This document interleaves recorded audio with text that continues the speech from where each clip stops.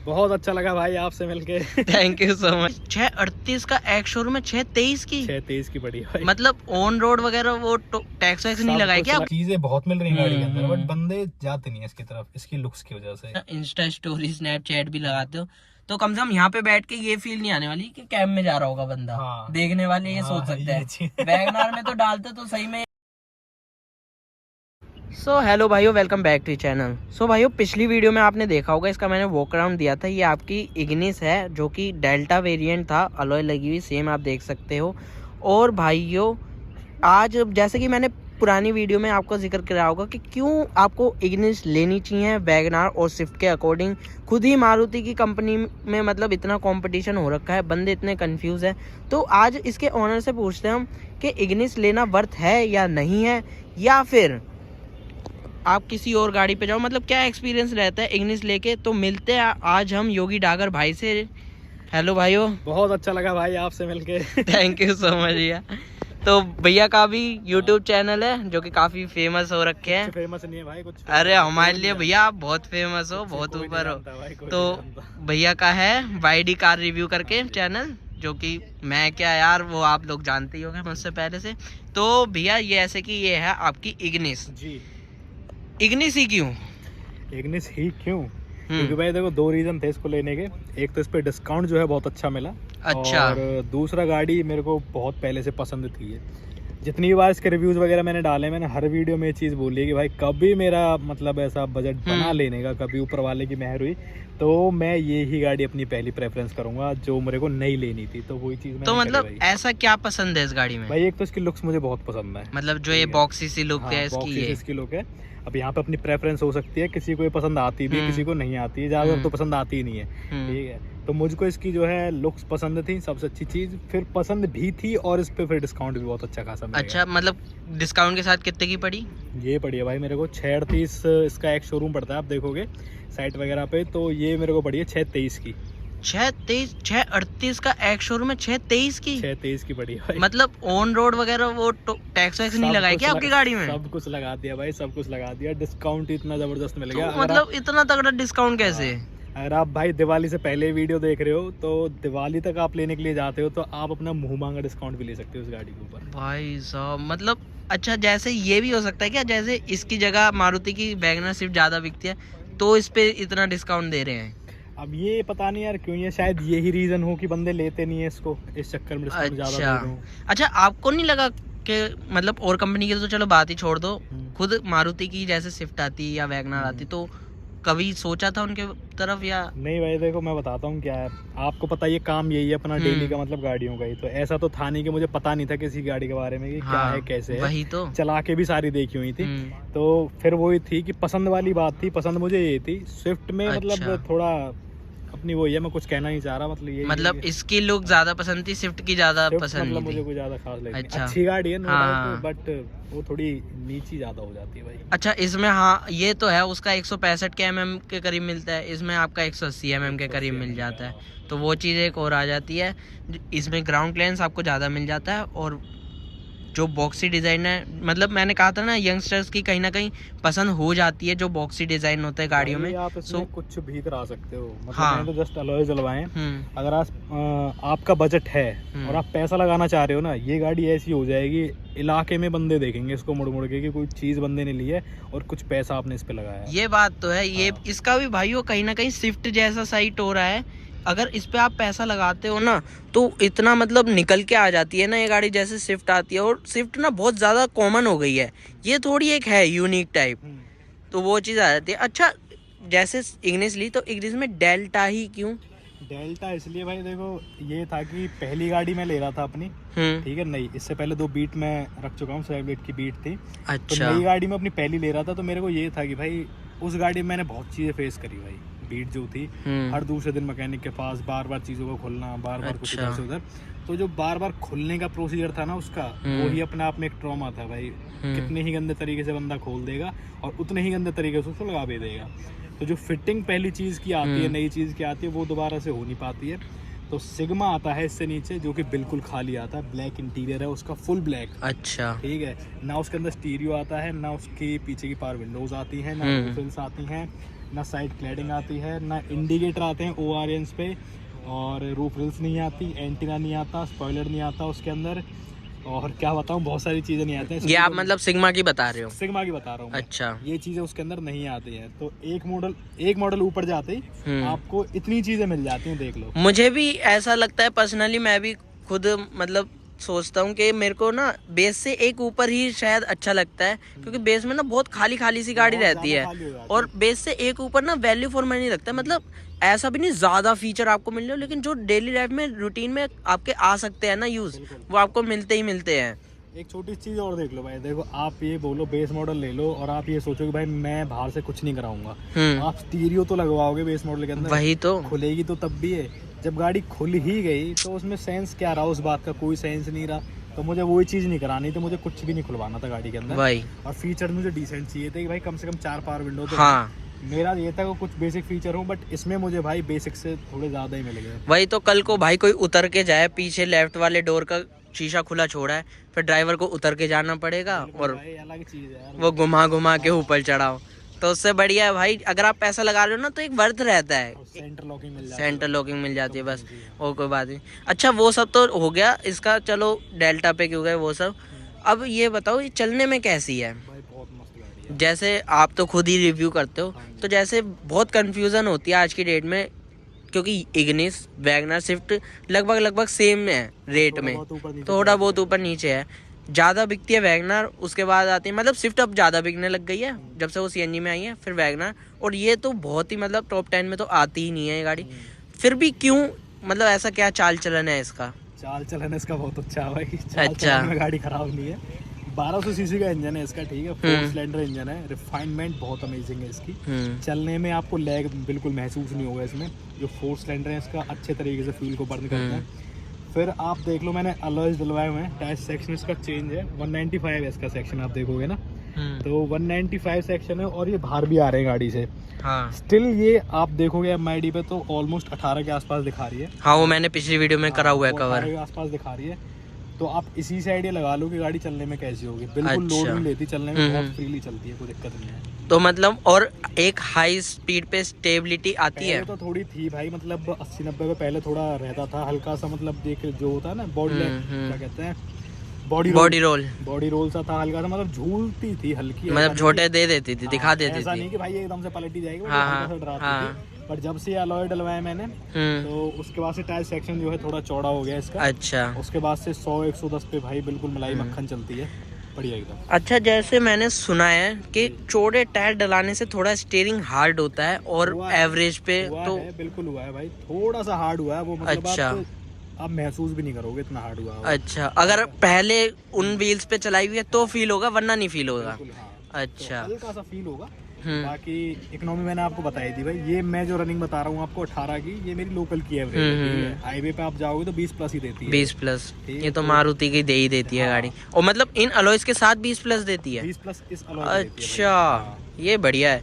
मतलब जैसे कि ना नॉर्मल मुझ जैसे को ऐसा लगता है जैसे आफ्टर मार्केट जाना या ऐसे चौड़े चौड़े अलॉय तो ये शायद जेब पे भारी पड़ सकते हैं, ऐसा कोई सीन नहीं है भाई। देखो शौक वाली बात है, अलॉयज लाख रुपए के भी आते हैं, ठीक है, अपने छोटी छोटी गाड़ी में लाख रुपए के अलॉय भी डलवाते हैं। तो इस पे तो आप कितना इन्वेस्ट कर लो, ठीक है, बट वो था मुझे थोड़ी सी, एक तो इससे लुक निकल रही है गाड़ी की, हाँ, थोड़ी बल्की सी लग रही है, पहले थोड़ी मतलब छोटी सी लगती थी, अब थोड़ी बल्की सी लग रही है। दूसरा फिर देखने में अच्छे लगते हैं अलॉय, बस यही है बस। अच्छा, ये अलॉय कितने के पड़े थे आपको? भाई ये ऑलमोस्ट थे, याद एग्जैक्ट मुझे है नहीं, बट 30-37 के बीच में कहीं थे। अच्छा जी, 30,000 के करीब के अलॉय थे या टायर? टायर जो कुछ भी सेटअप है पूरा 30-38 के बीच में। अच्छा, 30-38 के बीच में। हाँ। अलॉय सिर्फ अलॉय कितने के थे भाई? ये मैंने पूछा नहीं। अच्छा, आपने मतलब एक ही दुकान से ही अलॉय और टायर वहीं मिल गए थे, तो मिला मिलू के, और टायर का भी नहीं पता अभी जैसे कितने का एक टायर होगा ये चौड़े वाला? मैंने बस ये पूछा भाई मेरे कितने में लोगे आप। अच्छा, मेरे हिसाब से 4,500 का एक लगाया था, 2000 किलोमीटर मेरे टायर चले थे, ब्रिजस्टोन के टायर थे। अच्छा, 4,500 का वो लगाया, फिर उसके बाद बस यही था। तो मतलब 38,000 आप टोटल बता रहे हो या ये आपके देने के बाद वाला रेट है? टोटल बता रहा हूँ, टोटल। और आपके गए कितने में? लगा लो आप 4.5 से लगा लो, कितने हो गए? तो मतलब 4.5 से 12 नहीं, 14-15 के करीब, 14-15 के करीब गए। अरे थोड़ा हिसाब अपना ऐसी है, डोल डाल सा। इतने पढ़ते तो भाई यूट्यूब थोड़ी ना करते होते। तो भाई ये सिस्टम है सारा, मतलब पुराने भी बिक जाते हैं। जैसे कोई सोचे रिम हटवा के, तो रिम 4-4.5 में ले लेते हैं। ये रिम के सही टायर गया होगा ना आपका? तो टायर ओनली, रिम नहीं दिया भाई मैंने। अच्छा, रिम अभी आपके पास रखे हैं, तो सही है यार। बाद में दिक्कत हो जाती है भाई, कभी इंश्योरेंस क्लेम करना पड़ गया तो फिर मैं कहाँ से लेके आऊँगा। अच्छा, तो ये भी सीन रहता है। वो लेने के टाइम पे होता है 800 रुपये के 4, और देने के टाइम पे होते हैं 2500 के 4। तो उससे बढ़िया है 800 रुपये बचाओ अपने, 800 के लालच मत पड़ो, अपने स्टील व्हील अपने घर लेके आ जाओ वापस। अच्छा, ये सीन रहता है। जैसे अगर रिम मैंने दे दिया, कल को मेरे को इंश्योरेंस लेना पड़ेगा, तो ये टायर हटाना पड़ेगा? बिल्कुल हटाना पड़ेगा भाई। ये टायर हटा के रिम लगाने पड़ेंगे, तभी आपको इंश्योरेंस क्लेम मिलेगा। कुछ अगर ऐसा हो जाता है मेजर। ओ, तो ये दिक्कत है। अगर इसकी जगह मैं कंपनी के डलाऊं तो? कंपनी का डलाओ तो भाई अपना वहीं से डलवाना, फिर एजेंसी से ही। अच्छा, मैं मतलब इतना तो मुझे नॉलेज है नहीं भाई देखो इन चीज़ों के बारे में, बट ये है कि अगर आपको कुछ ऐसा कराते हो, कंपनी बेसिस से कुछ कराते हो, हेडलैम्प वगैरह भी आप डलवाते हो, तो आप उसको इंश्योरेंस में इंक्लूड करा सकते हो अगली बार बिलिंग वगैरह दिखा के ना। तो ऐसा कुछ मेरे हिसाब से होता है, अगर सही हो तो। मैं ओके, तो अब थोड़ी बात अंदर बैठ के कर लेते हैं। सो भाइयों, ये बैठ रहे हैं हम इग्निस के इंटीरियर में, और इंटीरियर में पूछते हैं भैया क्या क्या चेंज करा रही है इंटीरियर में। इंटीरियर भाई बिल्कुल स्टॉक है, आप देख लो यहाँ पे मैंने कुछ भी चेंज नहीं कराया। जो चीजें लगनी थी वो मैंने लगवाई, जैसे कि सीट कवर इसमें चाहिए थे मेरे को, सीट कवर मैंने लगा दिए, और ये स्टीयरिंग रैप है, और ये बस। यार स्टीयरिंग में बटन्स आए हैं इसमें डेल्टा में इसके साथ। हाँ। तो यार ये तो काफी अच्छा हो गया ना। स्विफ्ट में VXI में शायद नहीं आते, अब और ये देखो ना वैगनार भाई, में भी प्राइस के हिसाब से मतलब जो इसकी वैल्यू है उसके हिसाब से चीजें बहुत मिल रही है गाड़ी के अंदर, बट बंदे जाते नहीं है इसकी तरफ, इसकी लुक्स की वजह से बंदों को पसंद ये नहीं तो आती देखो गाड़ी। थोड़ा ना इंडिया में है ही, मतलब जो गाड़ी वैल्यू फॉर मनी होती है ना, उसको बंद होने के बाद ही उसकी वो फील आती है। और मेरे को तो ऐसा फील होता है, मतलब जैसे इस गाड़ी को आप लेते हो ना, और इसमें इंस्टा स्टोरी स्नैपचैट भी लगाते हो, तो कम से कम यहाँ पे बैठ के ये फील नहीं आने वाली कि कैब में जा रहा होगा बंदा। हाँ। देखने वाले ये सोच सकते हैं। वैगनार में तो डालते तो सही में, मैं यहाँ से डाल दूं ना स्टोरी वगैरह, तो ऐसी फील आती है जैसे मैं कैब करके जा रहा हूँ। बहुत पॉइंट वाली बात होती है, क्योंकि ना उसमें यहाँ पे CNG का स्टिकर, 2-3 और स्टिकर, तो ऐसा लगता है कैब ही चल रही है पूरी। भाई CNG आप इसमें भी लगा सकते हो, बट पेट्रोल में बढ़िया चल रही है यार, कोई दिक्कत वाली बात अभी तक वो तो सही है। अभी मेरे को भी वर्थ नहीं लगता, क्योंकि पेट्रोल में अगर आप कह रहे हो 20+ का ये दे रही है, CNG में ज्यादा से ज्यादा क्या आपको 25 दे देगी, 26 दे देगी, बस। हाँ, तो 6 किलोमीटर का ही फर्क आएगा। और रनिंग भी ऐसी नहीं है ना भाई, देखो रनिंग मेरी रेगुलर बेसिस पे है, हफ्ते में 2 बार 3 बार गाड़ी चल रही है, तो मैं नहीं समझता कोई ना खड़ी फिर भी तो है। नहीं। अगर डेली की रनिंग हो, आपको एक पॉइंट से B पॉइंट तक जाना है, तो फिर तो वर्थ है, वरना उसके अलावा फिर तो नहीं। फिर तो पेट्रोल ही बेस्ट है, क्योंकि पेट्रोल से ना रिलायबल भी है आपकी चीज। आप कम से कम पावर। हाँ, CNG में मुझे नहीं लगता 3 साल अगर लगातार चला लो ना, क्योंकि ये कैब्स भी आप देखोगे ना, ये लगातार चलती है, और 3 साल में एकदम इनके इंजन ऐसे हो जाते हैं ढीले ढाले से, खत्म एकदम। तो CNG तो लगता है इंजन को ना खत्म ही करने वाली चीज है, लाइफ घटा देती है वो। ये चीज तो है भाई, बट CNG में ये चीज भी देखो, पावर कम हो रही है गाड़ी की। आप थोड़ी सी मतलब मान के चलो, थोड़ा सा 45 डिग्री का आपका वो है स्लोप, आप चढ़ा रहे हो उस पे, पेट्रोल वाली जो कार है आपकी वो चल रही है, धीरे धीरे चढ़ भी गई उस पे। CNG वाली पे आपको ज्यादा रैप करना पड़ेगा। CNG पे इंजन हीट ज्यादा होता है, एज कम हो जाती है, फिर 5 साल बाद चेकअप कराओ, उसका रिस्क प्रॉपर रहता है। CNG में अपना स्पेस जो है वो यूटिलाइज नहीं कर पाते आप। सही बात है। ठीक है, तो झंझट बहुत, मतलब काफी चीजें कॉम्प्रोमाइज करनी पड़ती है चलने के लिए। वो चीज तो है। प्लस जैसे स्टीरियो वगैरह इसमें कंपनी फिटेड आया है जी भाई, तो कैसा क्या आउटपुट है इसका? इसका आउटपुट बहुत बढ़िया है भाई। बस ये है कि अगर आप स्पीकर अपग्रेड कराना चाहो तो वो ऑप्शन आपके पास है, क्योंकि इसके अंदर आते हैं 2 स्पीकर। अच्छा, आगे के 2 स्पीकर आते हैं। एक सेकंड में ऑन करता हूँ इसको। ये देखो, ये बिल्कुल ऐसा है जैसे वैगनार के अंदर आती है ना चीजें, ये बिल्कुल वो है, लेकिन थोड़ा अलग है दिखने में, थोड़ा सा सही लग रहा है ये। हाँ, तो यही है इसका आउटपुट। ठीक है, बस ये कि आपको अगर कुछ ज्यादा अच्छा चाहिए तो आप अपग्रेड करा सकते हो। अच्छा, वरना काम चल जाएगा। इनसे मेरे 2 ही लगे हुए हैं, मैं 2 से ही चला रहा हूँ। अच्छा, 2 ही स्पीकर आए हैं अभी इसमें भी 2 ही आते हैं, जैसे वैगनार में जैसे आते 2 आते हैं। और AC कैसा लगा आपको इसका? भाई AC इफेक्टिव है, नो डाउट। जिस टाइम मैंने गाड़ी ली थी पीक पे थी गर्मियां उस टाइम पे, अगस्त में, और अब भी आप लगा लो, अब भी AC की जरूरत पड़ रही है। तो मौसम में धूप नहीं है बिल्कुल, अदरवाइज अब भी बिना AC के वीडियो बनती नहीं। तो गर्मी बहुत जबरदस्त थी, ऑलमोस्ट 45 डिग्री तक था उस टाइम पे तापमान जब मैंने गाड़ी ली। बहुत बढ़िया एसी भाई। अच्छा, जैसे ट्रिप वगैरह को लगाई है, हाँ, तो ट्रिप पे क्या कंफर्ट दे देती है? ट्रिप पे कंफर्ट ऐसा भाई, मैंने एक ट्रिप पे मतलब आप कंटिन्यू मान के चलो 266 किलोमीटर जाना, 266 किलोमीटर आना, ठीक है। और ऐसा भी नहीं है कि वहाँ पे खड़ी रही है गाड़ी, एक दिन खड़ी रही है। मैं सुबह निकला हूँ, अपना 3-4 घंटे का ट्रेवल करके हरिद्वार पहुंचा हूँ, वहाँ पे अपना स्नान किया है, 1-1.5 घंटा लगा होगा वहाँ पे, 1-1.5 घंटा वहाँ पे रुक के तुरंत के तुरंत फिर वापस 266 किलोमीटर। तो ऑलमोस्ट 500 किलोमीटर से ऊपर मैंने कंटिन्यू चलाई है, 1 घंटे का गैप देके बस। अच्छा, कंटिन्यू गाड़ी चली है भाई, बिना किसी रेस्ट के। मतलब इंजन हीट वीट जैसा कोई इशू तो चक्कर नहीं भाई, ऐसा भी नहीं होता कि गर्म हो गया तो पावर थोड़ी कम फील करा रहा हो आपको, कुछ भी नहीं। मतलब ये लगा लो हरिद्वार से इसमें सेल्फ लगाई है मैंने, और सीधी मैंने अपने घर पलवल आके रोकी है गाड़ी। अब आप देख लो, 5-6 घंटे। थकान वकान कुछ ऐसा इशू नहीं भाई, कुछ के जैसे बढ़िया। अब आप देख लो, गई या 6 घंटे में इसको चला लेता हूँ कंफर्टेबली, और जिस दिन चलाता हूँ तो पूरा दिन इसी में निकल जाता है, मान के चलो, ठीक है।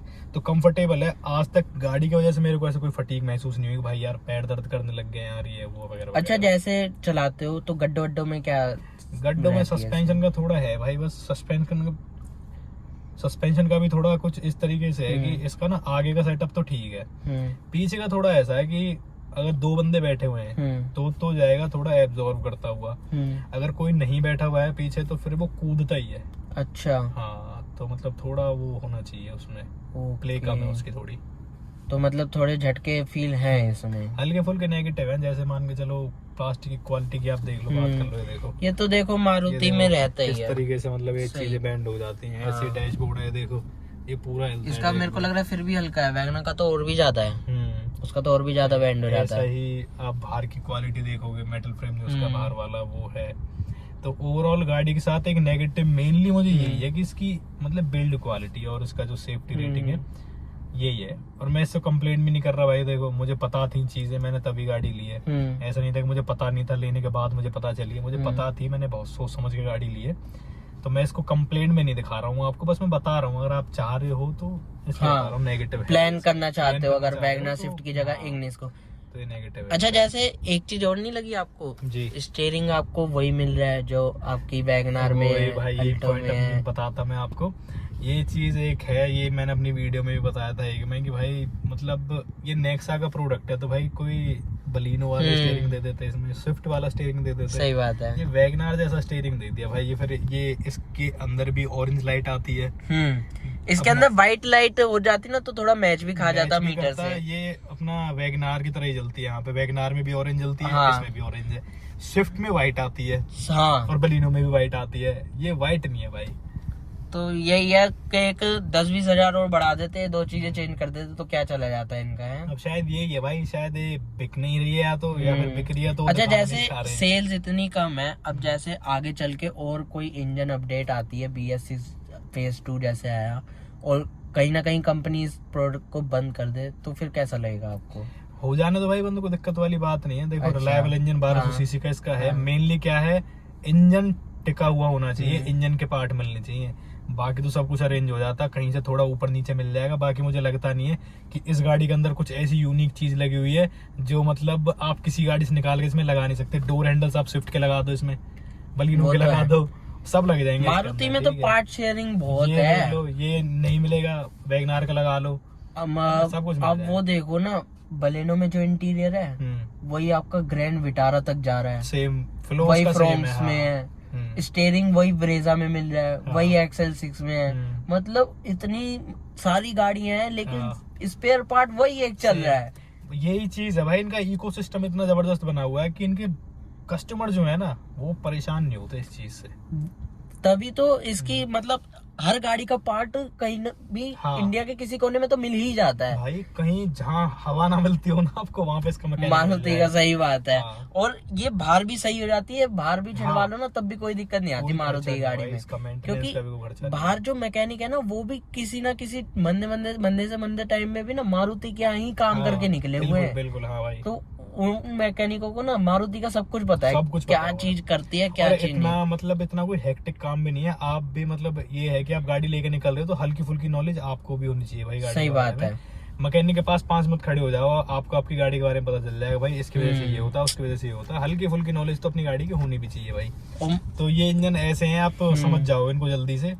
अच्छा, बूट स्पेस कैसा क्या लगता है आपको? बूट स्पेस का है भाई, देखो नंबर में थोड़ा कम लगता है वो, बट प्रैक्टिकल यूज उसका देखोगे तो आपको निराश नहीं करेगा वो, आपका सामान आ जाएगा 5 बंदों का इजीली। पार्सल ट्रे हटानी पड़ती है या नहीं, पार्सल ट्रे आप बूट खोलोगे वो साथ के साथ ही ऊपर हो जाती है अपने आप, और वो भी आई है जैसे बड़ी बड़ी अटैची रखनी हो तो हटानी पड़ती है, डिटैच हो जाती है भाई वो। अच्छा, नहीं मैं जैसे पूछ रहा हूँ, जैसे अटैची रखते हो आप तो हटानी पड़ेगी भाई, सीधी सी बात है, वो ऊपर अच्छा हटानी पड़ेगी है, उसके साथ नहीं हो पाता है।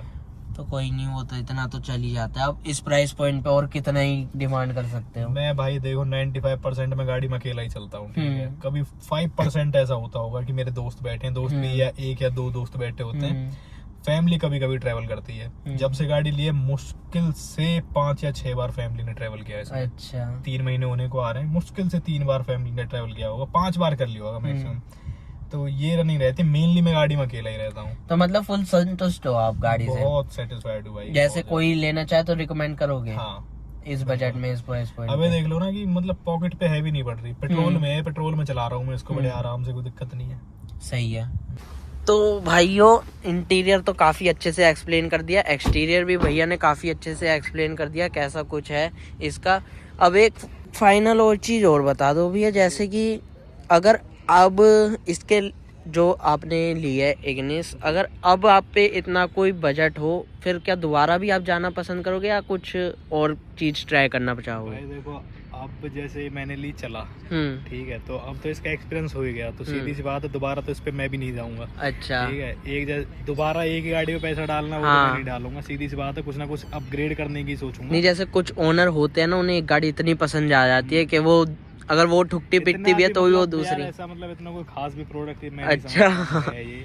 हाँ, बिक ही नहीं रही तो फिर आप ही लगा लो, तो मुझे पसंद थी। बाकी यहाँ आपकी डील सुन के बड़ा अच्छा लगा, डील काफी अच्छी मिल गई आपको। मिल जाएगी, आपको मिल जाएगी। दिवाली से पहले लेने की, दिवाली के बाद भी जाओगे तो इस पे डिस्काउंट मिल जाता है भाई, बढ़िया। तो थैंक यू सो मच भैया, इतने अच्छे से एक्सप्लेन करा आपने। थैंक यू सो मच भाई टाइम देने के लिए। अरे कोई बात नहीं, आपके लिए तो पूरा दिन अवेलेबल कर देंगे। पूरा दिन ही निकल गया भाई, बड़े आज।